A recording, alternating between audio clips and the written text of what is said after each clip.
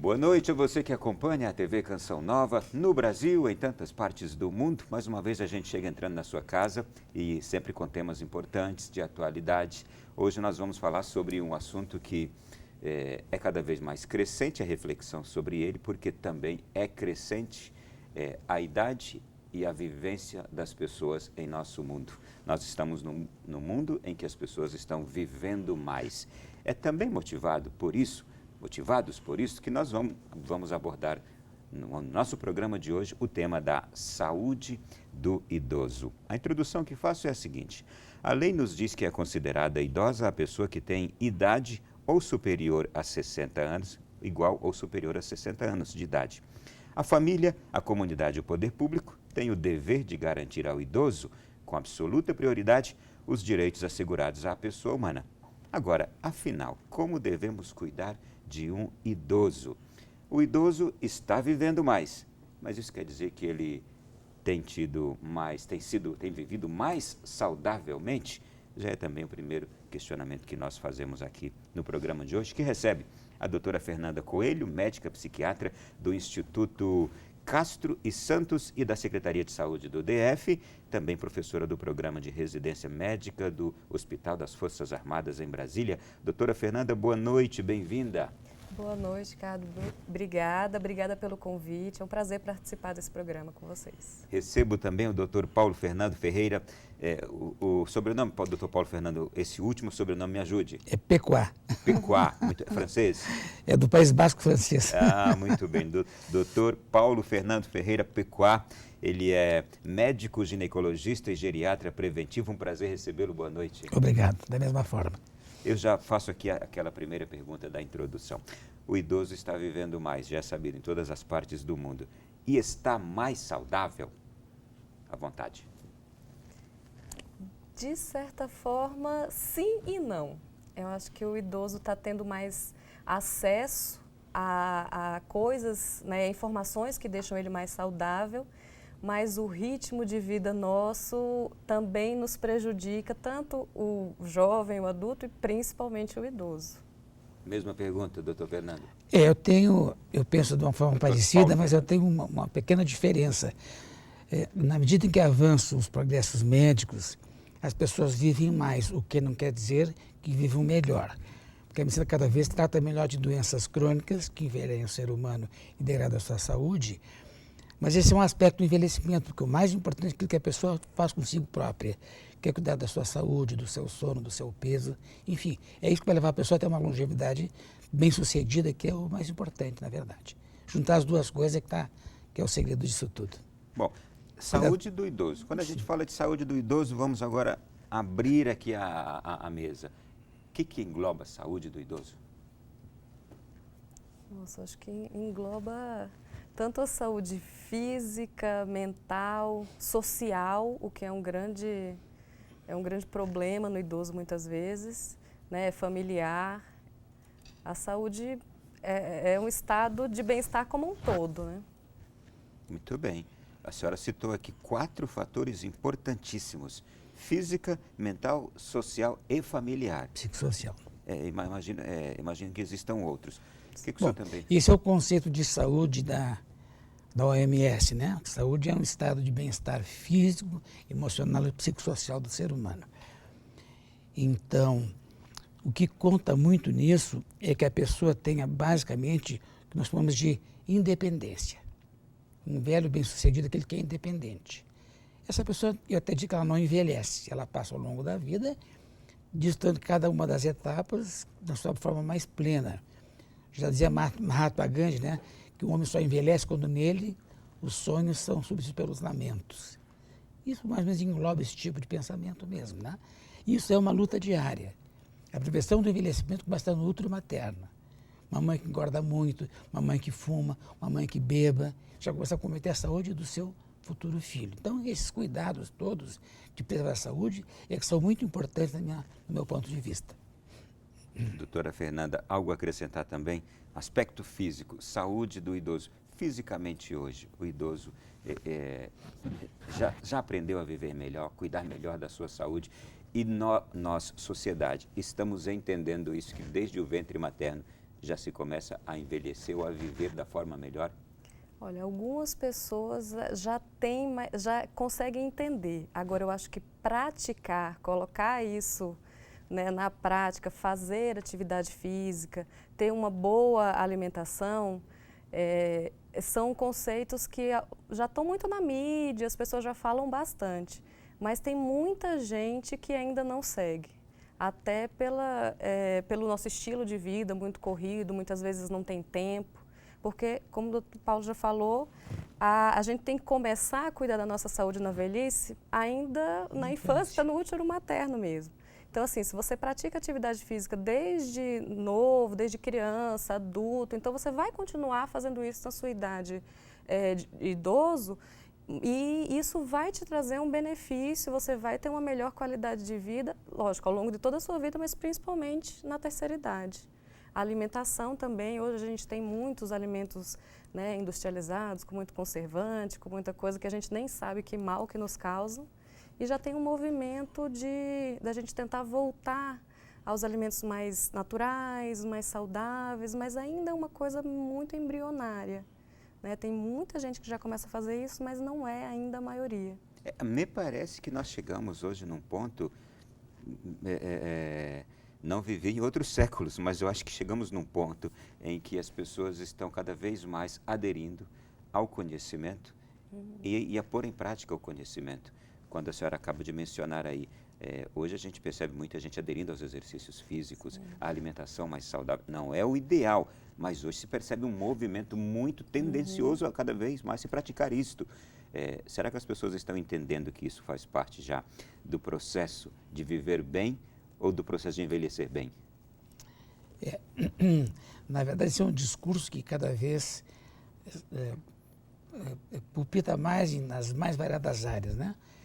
Ninguém chega a uma parte longeva da vida sem comer pouco, ser magro, dormir bem e estar com a sua cabeça em ordem, né? Ninguém chega. Porque a pessoa chegar a 80 anos com alteração da memória, alteração do peso, pré-diabetes, doenças cardíacas, doenças cardiovasculares, pré-Alzheimer, Alzheimer, e esse monte de doenças crônicas que surgem, também não é vantagem, né? Até porque o nosso sistema de saúde não vai conseguir pagar essa conta. Pode ter certeza disso. E no meu entender, a coisa mais importante é exatamente, além da atividade física, uma alimentação criteriosa que impeça que as pessoas ganhem peso. A obesidade, sem sombra de dúvida, é a mãe de todas as doenças degenerativas. Síndrome metabólica, diabetes, todos os cânceres, Alzheimer, as doenças degenerativas, tipo L, assim por diante. Então, manter o peso, cuidar do sono e ter o que fazer na vida, são coisas assim, as principais. Então, a pessoa chega a uma idade avançada, mas remediada. Então, vem as doenças, ela vai remediando. Ela vai, então, chegar aos 70, 80 anos, carregando um saco de remédios para ficarem doentes, para controlar sintomas de doença, artrose, artrites, perda da memória. Né? E isso termina até levando a outras doenças, como até a própria depressão mesmo, porque você se vê tão cheio de remédio, tão cheio de limitações, que você termina ficando mais deprimido até também. E porque essas medicações correm uma conta também, né? Sim, muitas vezes. O remédio é uma droga, né? A diferença entre o efeito terapêutico e a toxicidade é uma questão de doses só, né? E remédio tem muito efeito colateral também. Muito. Interessante que a gente está falando de saúde do idoso, mas eu estou vendo que para que a gente chegue a uma idade, a uma vida longeva, a uma idade mais avançada, vivendo bem, é preciso ter vivido bem no começo, né? Sim. O senhor está nos falando aqui de comer pouco, ser magro, dormir bem. E isso a gente tem ouvido bastante mais recentemente. Todavia, parece ser mais recentemente que a gente tem ouvido falar de tudo isso aqui. É que nós fomos vivendo mal, é isso? A gente foi comendo muito, a gente foi descuidando do peso, a gente não percebeu que o sono é fundamental? O que foi acontecendo? Eu acho que a sociedade foi caminhando nesse movimento de comodismo, né, de sedentarismo e de acomodação mesmo, né? Hoje em dia a gente não precisa mais caminhar, tem transporte para tudo, você não precisa mais ir a um local para ter acesso à informação, não precisa nem ir à banca de jornal para comprar um jornal, você lê na própria internet, você não precisa nem sair da cama, no próprio celular você lê. Então você fica o dia todo lá, você não tem né? Não tem mais nem contato também social, isso diminuiu de certa forma, tem um contato pela internet, pelos programas de redes sociais, mas o contato, sair com os amigos, né? Você ir preparar a sua refeição. Hoje em dia a gente é tão sedentário, mas é tudo tão corrido, você tem um monte de coisa que você precisa fazer, né? Que você precisa ser, e não dá tempo da gente cuidar da gente mesmo. Agora, o sedentarismo já é fruto dessas últimas décadas, não é? Sim. Porque se formos voltar 30, 40 décadas atrás, a gente vai ver que se tinha uma vida menos sedentária, porque se vivia mais no campo, se andava mais, se caminhava mais, não se tinha hoje as facilitações todas que temos, não é? Uhum. É interessante porque existe um livro que todos deveriam ler que chama-se Barriga de Trigo. É de um médico americano que livro grossinho, que fala todas as mazelas que traz o trigo, né? E centralmente ele aborda a questão do glúten. Então é interessante que ele começa o livro dizendo assim: folhei o seu álbum de família dos anos 50. Não tinha obesidade. E também não tinham academias. Não tinha academias, ninguém. Ele cita aquela série, Papai Sabe Tudo, uma série que tinha na televisão, em 1960. Então, não tinha. Não tinha. No máximo, aquelas mulheres com aquela bicicleta com cestinha, que ia até a esquina comprar alguma coisa, algum bem, algum gênero, né? E voltava, não tinha academia, ninguém fazia exercício, e não tinha obesidade. Né? Então, a obesidade é um problema que envolve todo um estímulo da coisa ligada ao prazer, né? A coisa hedônica da vida, né, doutora? Uhum. E aí, então, quanto mais... Até tinha uma música, essas músicas, que dizia que tudo que é bom na vida ou engorda, ou é imoral, Ou ilegal. ou é ilegal. Isso, de uma maneira tosca e grotesca, não deixa de ter verdade, porque esse estímulo ao prazer é o que faz a vida em frente hoje, na nossa sociedade de consumo, né? Mesmo na medicina também é assim, né? Uma ocasião dessa eu fui, atrás de onde eu trabalho, na clínica, tem uma filial de uma drogaria, e tem muito movimento ali, e o pessoal que atende na academia, na farmácia, na drogaria, todos me conhecem.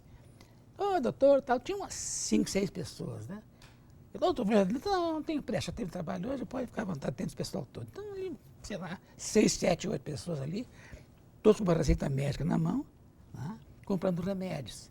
Eu fiquei olhando assim, pensando, como é que pode um ser humano ter saúde tomando esse monte de remédio? São só remédios.